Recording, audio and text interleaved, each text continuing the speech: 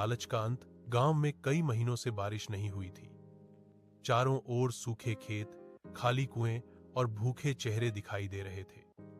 लोगों के पास न अनाज था, न काम।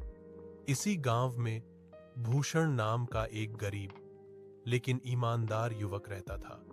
रोज बढ़ती मजबूरी ने उसे सोचने पर मजबूर कर दिया कि अगर अब भी गांव में रुका तो परिवार को बचा पाना मुश्किल हो जाएगा। एक सुबह वह अपनी मां के पैर छूकर काम की तलाश में गांव छोड़ देता है। कई दिनों तक पैदल चलने के बाद भूषण विजयपुर गांव पहुंचता है। वहां उसका न कोई जानने वाला था और न रहने की जगह।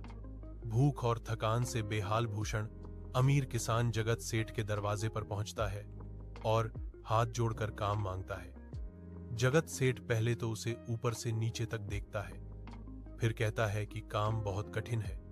50 गाय और 50 भैंसों की देखभाल, गोबर साफ करना, सुबह शाम चारा पानी देना और महीने के अंत में केवल थोड़ी सी मजदूरी। भूषण बिना किसी शिकायत के काम स्वीकार कर लेता है क्योंकि उसके पास कोई और रास्ता नहीं था। भूषण गौशाला में रहकर काम शुरू करता है। रोज अंधेरे में उठना, बदबू में काम करना, थकान सहना, लेकिन वह कभी आलस नहीं करता।